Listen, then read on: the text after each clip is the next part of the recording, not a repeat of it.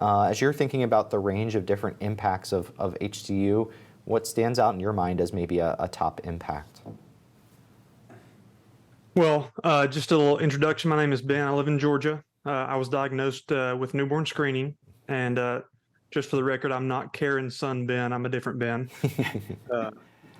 Uh, anyways, the biggest impact that I see now as an adult, it's very difficult to plan, you know, going out to eat, a date with my wife, because restaurants don't often cater to low protein options. They may have vegetarian options, but a lot of times that includes a different source of protein. The impossible meats and things like that are still super high in protein. So like we're having to scour menus online thinking, okay, well, if I order this dish without the cheese and without, whatever other ingredient, like it's a constant struggle trying to see Right. the things that we can eat. And it causes a lot of frustration. And, as an adult, it's not as difficult, but I can remember being a kid with HCU, and everybody's already spoken to the anxiety that you feel. Yeah. But going out to eat with friends, it was embarrassing as a kid. It was embarrassing because I was different, and it gets better as you get older. But I feel bad for the kids that are having to go through that now, because I know what that's like, and it's very difficult. Yeah. Well, you mentioned that it does get a little older or easier as you get older. Is that, you're just able to cope with it a little differently? Can you kind of speak to that?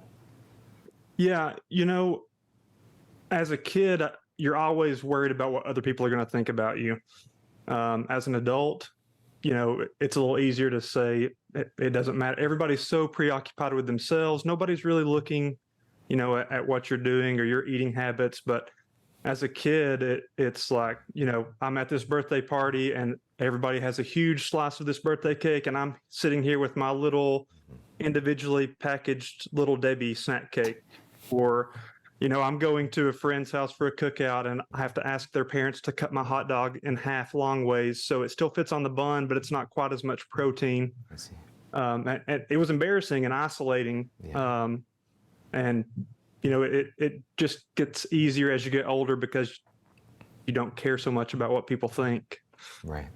And it kind of, just wondering, in addition to maybe, not being so worried about what other people think, have you, as an adult, been able to at all shift what maybe like social activities you're doing with friends, so it's maybe not as food focused, or can you just tell us a bit about, how kind of social relationships maybe have evolved too? Yeah. So thankfully, my protein allotment is higher than a lot of what I hear from other patients. I'm allowed 40 grams of protein per day, which makes it a little bit easier for me to manage. If I know that I'm going to do something with friends later in the evening, I'll hold off on eating. I see. I may skip breakfast and lunch and just save all of my protein allotment for that event at night. Um, and I'm very thankful that I'm able to do that, but I understand that, some patients are limited to 8 grams of protein a day or 10 grams of protein per day, and they can't do that. So it's very difficult, and I'm thankful for the allotment that I have. And yeah. Right. Well, thank you so much for sharing all of that, Ben. Chris, I'd like to bring you into this discussion as well. As you maybe think about your family's experience, are there ways, in terms of, activities in daily life that you've had to modify or maybe even remove altogether as a result of HCU? Well, thank you, James, and thanks for the opportunity to be here today. I'm Chris Hummel. I'm from Mechanicsburg, Pennsylvania, and my 18-year-old son, Will, who I'm sure many of you online have met at some point at one of the conferences. He suffers from classical HCU. So I think that Will was also diagnosed at birth, so he doesn't have a lot of the symptoms that many others on the call have, and we are absolutely blessed with that. So looking at the list and the polling questions, the top two that you mentioned, going to restaurants and the social events, are the ones that jumped out at me. Yeah. And for the same reasons that, Ben mentioned. Will's a little younger than Ben, but same kind of thing growing up with it. It has gotten easier, but two things. One, I worry that now that he's a freshman in college, he's out on his own. He eats some meals at home, he eats some meals in the dining hall, but I worry that as he gets older, and somebody else mentioned, as your kid gets older, you have less control over what they do. Right. So the fear is there that symptoms that he may not have had earlier in life will now manifest themselves because we don't watch him as closely as we can't watch him as closely as we used to. Right. So that's one of those things. And I forget what the second point I was going to make. Oh, the second point was that one thing that Ben alluded to: as you get older, it just becomes easier. People care less, or you care less about what people think and so forth. But I haven't really checked in with Will with where he is right now in school. Right.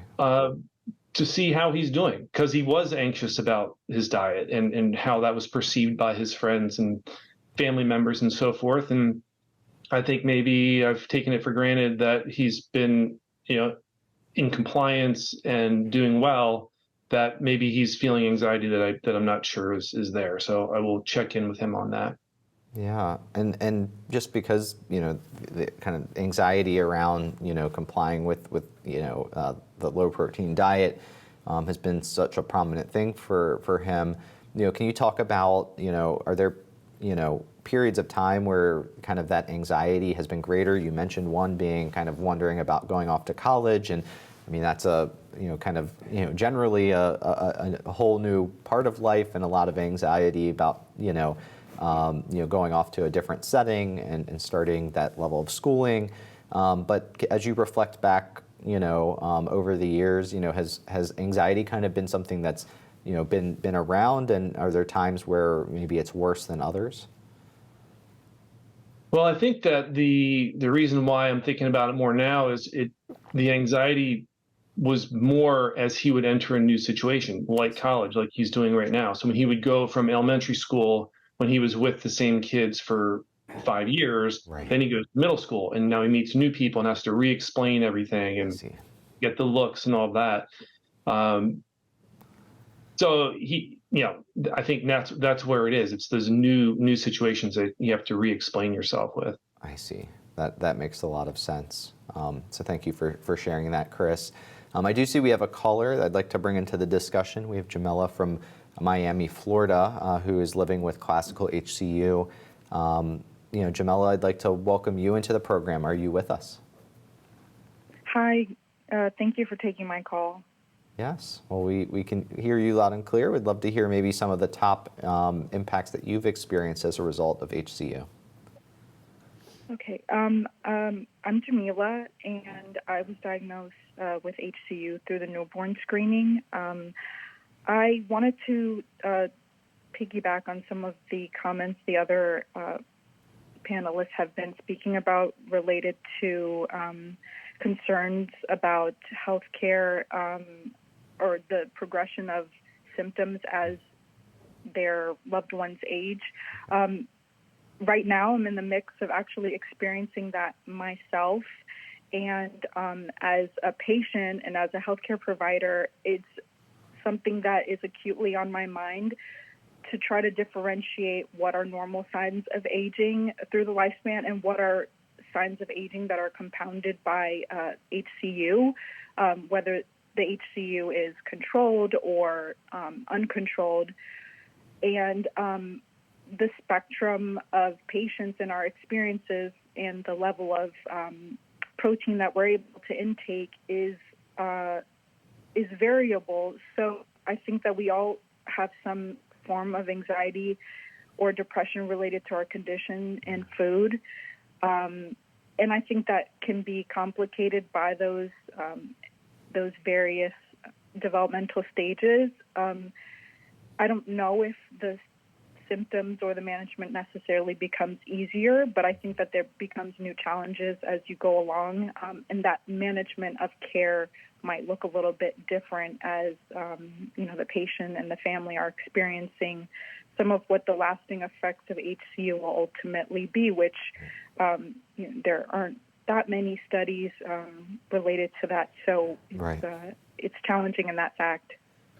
So Jamila, as you kind of talked about them as being some of like the symptoms of aging, are there specific ones that you're thinking of when you say that, the ones that are hard to kind of distinguish for you that you're experiencing or are worried about kind of onsetting? Would just love to hear a little bit more about that. Well, I think from a female perspective, some of the most concerning things might be osteoporosis and osteopenia, which are already factors for female patients that are aging, compounded by the fact that HCU already makes you susceptible to those conditions. So that is a perfect example of one of the diseases that is on the forefront of something that I think about, and it also changes the landscape and how I navigate things that I might do in the future, health-wise related, or quality of life related to lifestyle. Are certain things that are important to you, activities in your life that are already impacted by osteoporosis, or are there ones that you're worried about?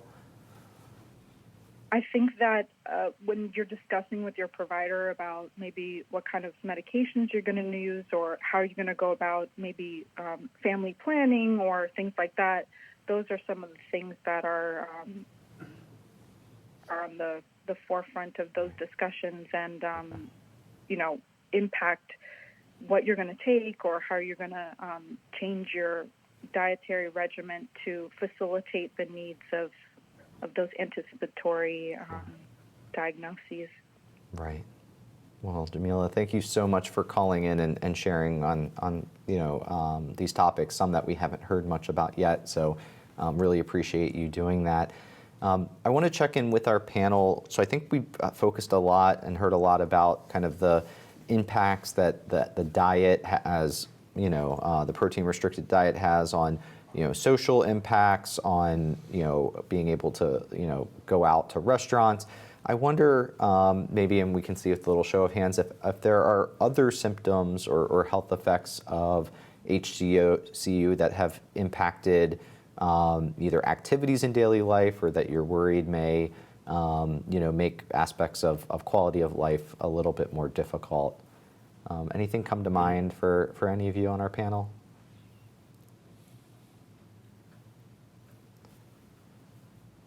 If not, I do see that we have, oh, yes, Pam. Oh, and you're on mute, Pam. I was just going to mention another panel earlier. I mentioned how difficult it was to travel. And when you're traveling, for instance, with a medical condition, a lot of us have to travel to get to our doctors. Yeah. And people with formulas and stuff. And that alone is very difficult because I know a lot of the panels that I speak with too is like when you go through TSA, they specifically want to open up the formulas and smell it. And I just they don't, we carry the all of the information that Danae sends, and we're so buttoned up, but still people don't trust us. Right. Yeah, that's really, an kind of a different, difficulty of traveling with the medications. We heard about some other medications from a caller earlier that kind of get caught up in screening, and so certainly the formula too, also making that more difficult. I do see. The other thing too is every single one of us, I'm pretty sure, is on the similar, like I know Samantha takes 20 supplements every morning before she goes to work. So that's another quality of life because she's waking up at 6 a.m. to leave the house at 7. Right. Wow. So anyway, thank you. Yeah, no, thank you, Pam. So I see that we also have been getting some written comments about different impacts on activities in daily life. So again, Danae, what are we seeing from our written commenters? Yeah, a lot about, anxiety and, the mental health aspects here. So we have Aveen from Dublin, Ireland. She writes in, as a new parent, rather than enjoying our daughter's newborn phase, we were laden with worry about how she will be in later life and what it means for us. And then we have a patient who recalls what it was like as a child, Judah from Maryland. During physical education, I was slower than my peers. They teased me and made fun of me. I think some of the parents had shared, some of the developmental delays. And then we have Danielle, who's an adult patient from Florida. As a professional, having HCU has impacted my career choices and trajectory. While most think physical activity limitations are present, anxiety of always ensuring I am employed with a company that provides affordable and functional healthcare that meets my needs brings challenges, anxiety, and unrealistic expectations of academic and business acumen perfection. So we see quite the gamut from, parents with newborns to adult patients and the mental health impact. Yeah, absolutely. Again, thank you to everyone who has been writing in and sharing, and again, encourage you to keep doing that. We'll continue to read out these quotes, and if we don't get to yours, I promise we will also be using those in the Voice of the Patient report. Karen, I think you had something to add on this topic of impacts on daily life. I think one thing that I just wanted to talk about, because we often talk about the diet and the food and how difficult and restrictive that is. But the other thing that is a huge impact, I believe, is the formula. And I think the formula is a struggle for almost every patient or child that I've met. And I know from my own 2 children, now adults, it is an issue daily. Right.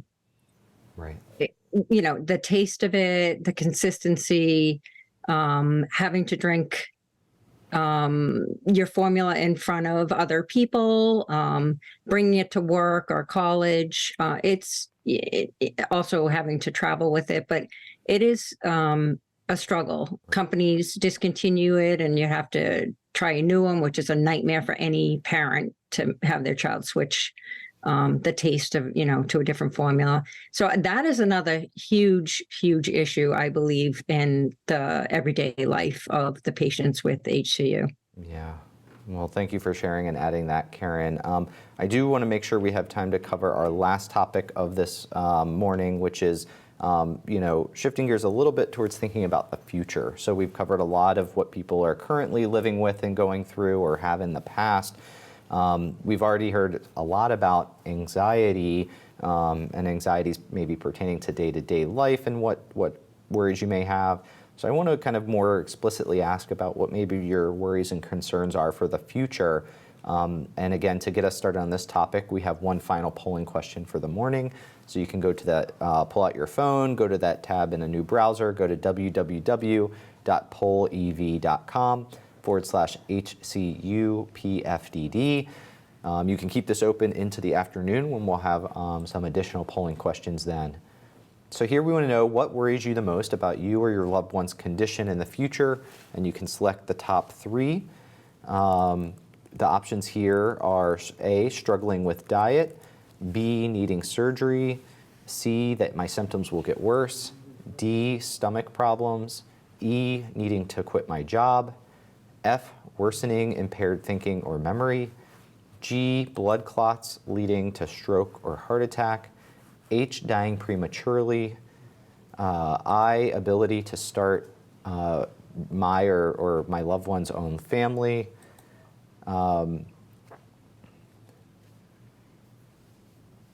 apologies, one second. We're refreshing polling here in the studio. So I, ability to start there or my own family. J, who will be able to care for my child after I pass away.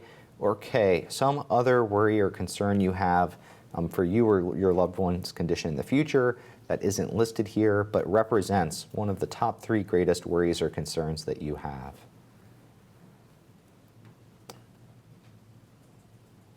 So we'll give everyone a few moments here. I know it may be hard to narrow this down to just the top 3 greatest worries that you have, but as always, I want you to think about why you're selecting these as your greatest worries, given that there are so many concerns that you all may have. As it stands, it looks like blood clots leading to stroke or heart attack is kind of the top of the list here, followed by struggling with the diet into the future. We see that there's great worries about symptoms getting worse, dying prematurely, and worsening impaired thinking or memory. But interestingly, we're seeing most everything here besides stomach issues listed as a top 3 concern that our audience here today has. So would love to continue to hear about the wide range from you all of different worries and concerns that you might have. So thank you for participating in this final polling question for the morning. As we go to think about this topic and worries for the future, I want to start with our Zoom panel here. Chris, maybe we can start with you on this one. You kind of described your family's situation as, kind of currently not having many of the different symptoms that maybe others have. As you all think about the future, what worries and concerns do you have? Well, it's the ones I picked were the ones that you read off. It was struggling with diet, it was the blood clots, and it's dying prematurely. And I feel like we've built up a little pool of good health, but that there's no guarantees. Somebody else earlier in the call said there aren't any guarantees for what's going to happen in the future, and that's our biggest concern. Is that you eat something wrong, or gets off diet or whatever, and just all that hard work that he's put in for 18 years can change very quickly. So that's our big concern. Yeah. No, thank you so much, Chris, for sharing that. Melanie, would like to kind of bring you in on this as well. Anything that stands out to you as maybe the top worry or a couple of worries that you all have? I think what Chris touched on earlier, being that Mason's still a child and fully in our care, it's that lack of control that is coming. What you want ultimately for your child is for them to grow up and go out into the world, and you want them to have that freedom and that freedom of choice and to be able to make mistakes, because every child and young adult and teenager, they're all going to make mistakes. That is a guarantee. Right. But when they make mistakes with their diet, and a diet meaning food, something you eat every single day, they're at risk of making a very big mistake every single day. Right. So as a parent, that's a huge worry to think about sending them out into the world and preparing them the best that you possibly can in order to do that. Right. I think that's my number one for sure. That I think about a lot. And then, secondly, I think it's the quality of life that he is going to have. I know a lot of thoughts are, it's a diet and it's formula. You can do it. It's fine. And it's like, it's not really fine. It's not just a diet. It's not just formula. These are huge impacts in daily life. Mm-hmm. And while we're grateful that they exist and that we can utilize them to keep our kids and all of these people as healthy as we can, it's not a solution. It's not a long-term solution that is sustainable for everybody. And it's not an easy life, and they deserve better. Absolutely. Thank you, Melanie. Chris, I'll come back to you quickly, but then I'll come to you to bring you into this discussion as well. So just one other quick thing to add, which is just the worry about insurance. And I don't want this this panel discussion to be about insurance, but as Will turned from 17 to 18, mm-hmm. all the insurance changed, and he has to deal with that stuff. And my wife is a healthcare professional who deals with insurance companies every day. Dealing with insurance companies with HCU has led to numerous phone calls where she leaves in tears and is just she navigates this on a day-to-day basis. Yeah. So to think that now Will is going to be able to do that is terrifying, because the impact of not getting things through properly, the costs, all of that the impacts can be huge for his health, his wallet, all that stuff. So I just wanted to add that insurance, I'm sure everybody on the panel and in the audience can relate to that, but that's a big worry. Yeah. And it is those things we know are very real experiences that add to the burden of already living with the condition. We do recognize that that's a little bit outside of the scope for today's discussion, but do want to recognize that that's a very valid experience. Ben, on this topic of worries for the future, would love to get your thoughts and perspectives here. So, just me personally, we have a daughter who's 2, and we have another one on the way, a boy on the way. And it is my biggest fear. Sorry. It's okay. Because I've seen people struggle with, Alzheimer's and memory loss in my family. I don't want to forget my daughter.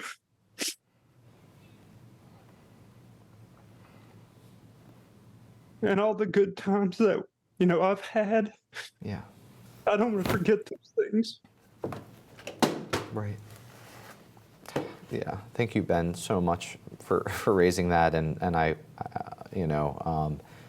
it is a very real concern. And I know we've heard a little bit today about kind of brain fog and but even perhaps, more severe, cognitive impairment, and a worry of losing your memories and your sense of self, and all of that is very real. So I just want to really acknowledge you and thank you, Ben, for raising that.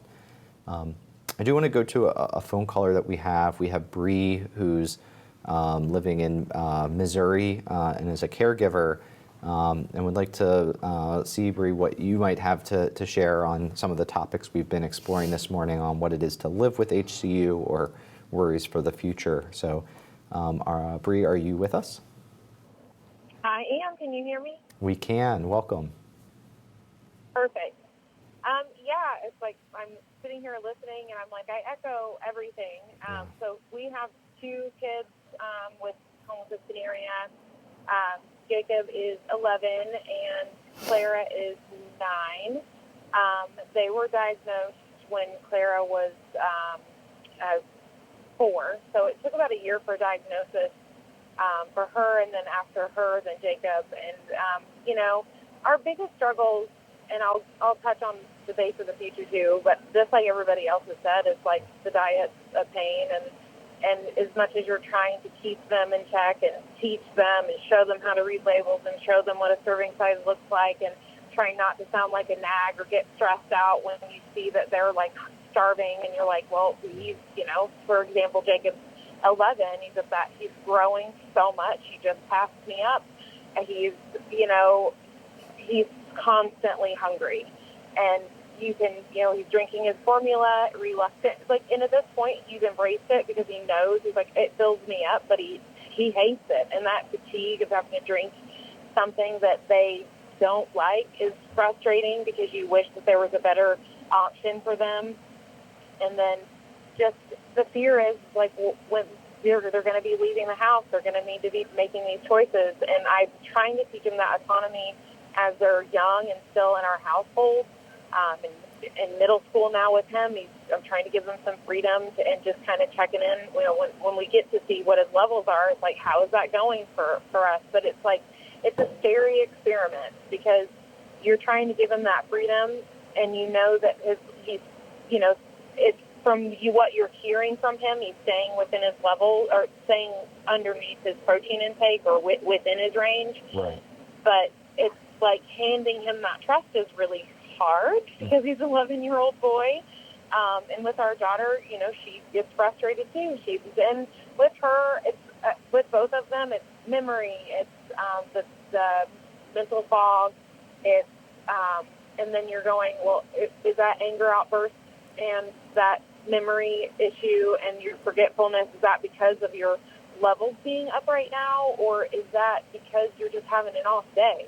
And it's hard to know because it's not exactly easy to drag them both to the lab on it's like that's monthly or every 6 weeks that we're checking those levels, but it would be nice to be able to have an easier way of testing where those levels are so that you can see what the direct correlation is between, their diet and their mood and their levels. Like where are we at on a day-to-day basis instead of once every 6 weeks. And for Clara, I'm terrified of, when she wants to become a mom and she wants to have a baby, what does that look like for her? I know she's at higher risk for blood clots. I know that she's at higher risk for a miscarriage, but I also know it's possible to carry to term with a healthy baby because that has happened several times, I know, in our community. Yes. But what does that look like for her? And I don't want her to be scared. I want her to go into that journey like excited and just like any other potential mother would be. And I think I've kind of touched everything. Yeah, no, I really appreciate you covering a number of the different topics we've talked about, including some of these worries and, ability to kind of family plan is a big one, and we haven't heard a lot about that so far, but that I'm really glad that you raised that with us, Bree. So thank you so much for sharing.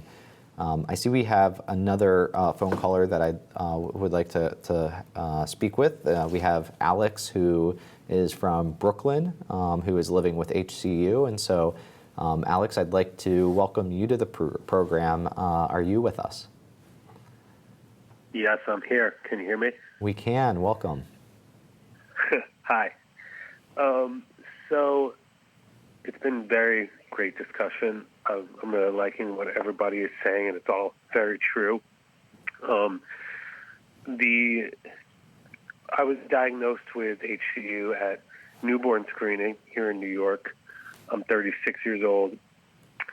So basically, I'm of the first generation living kind of controlled.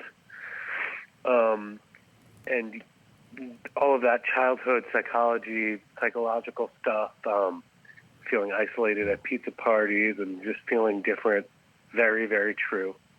I want to talk about just like kind of as you grow older, what that kind of transforms into and what that kind of looks like as you start to become an adult. Okay. With a very rare disease that's fairly new, there is no... It sometimes feels like there is no system in place because we are kind of writing history as we go. So a lot of the times I go to a pediatric place to get checkups, which is weird, makes you feel strange. Like there's no entrance into adulthood, but your kind of childhood anxieties transform into this, like, how long am I going to live? What does the adult version of this look like? And is it riddled with all these horrible medical problems? You're just kind of a test. You just kind of have to wait and see, right? Which is nerve-wracking in a different way. One thing I just want to say is that there's not that much research because there isn't that much of a pool because it's so rare. So, how does this?